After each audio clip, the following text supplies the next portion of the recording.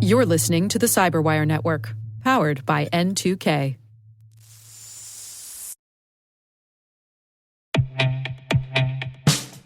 And now, a message from Black Cloak.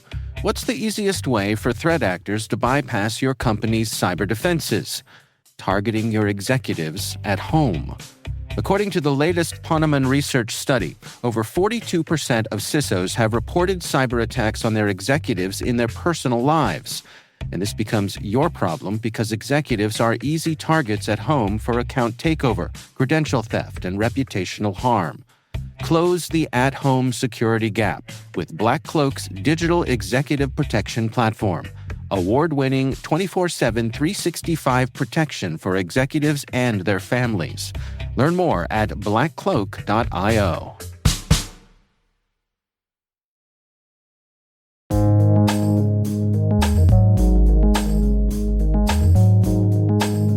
The word is sandbox. Spelled sand for trap and box for information.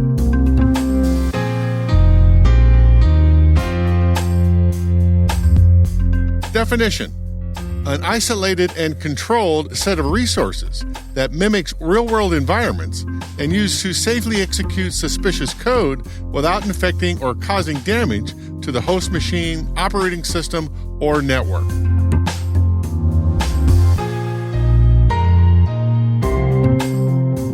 Example sentence: an effective method of testing unverified code is to detonate it in a sandbox and observe the code's behavior, whether it is trying to load malicious files, replicate itself, contact a command and control server, download additional software, or encrypt sensitive data.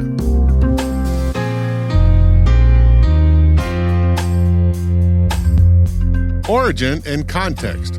Historically, educators used tabletop sandboxes as educational tools for children. John Dewey's laboratory school at the University of Chicago in the early 1900s used sandboxes to teach about landforms and erosion, or to use as a relief map base for building twig forts and log cabins of previous civilizations. But long before that, they were used as military tools for diagramming war strategy. According to Alexandra Lang from Slate Online, quote, "A plan of attack might originally have been sketched on the ground of the battlefield with a stick.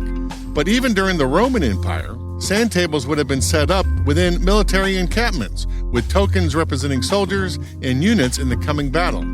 In the digital world, Minecraft is probably the most popular sandbox game of the moment, but earlier hits like SimCity and Spore demonstrated a market for open-ended gameplay. Virtual sandboxing, on the other hand, has its origins in the Hydra system, a project that came out of Carnegie Mellon University in the early 1970s. Researchers needed a safe way to experiment with new codes in their operating system while exploring different computer structures. Elizabeth Palermo, in her article Sandbox, A Separate Space for Developers to Play, explains it this way, quote, "In traditional operating systems, one bad code can lead to system failure. But with Hydra as the kernel or base of the operating system, researchers could run experimental codes as user programs, which don't have access to the higher-level mechanisms that cause system failure. With this innovative new tool, researchers could experiment with new codes without damaging their entire system," end quote. This separate space is great for security professionals because cyber criminals can't leave the sandbox environment. They can't get to your sensitive information or even see that other virtual machines exist on the device.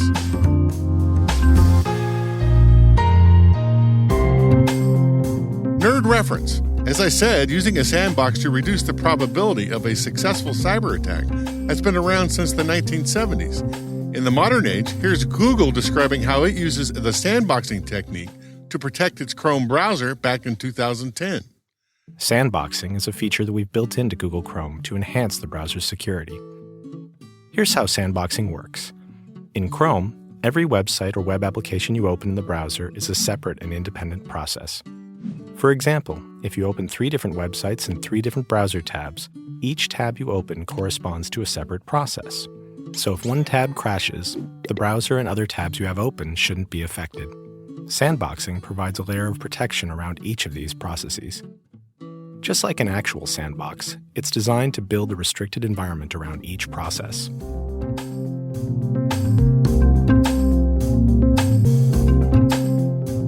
Credits. Word Notes is written by Nyla Genoe, executive produced by Peter Kilpie, and edited by John Petrick and me, Rick Howard. The mix, sound design, and original music have all been crafted by the ridiculously talented Elliot Peltzman. Thanks for listening.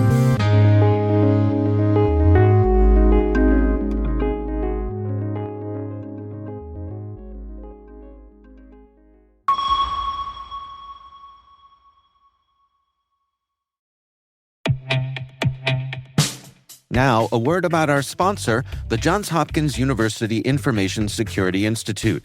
The JHU-ISI is home to world-class interdisciplinary experts dedicated to developing technologies to protect the world's vast online systems and infrastructure and working closely with U.S. government research agencies and industry partners.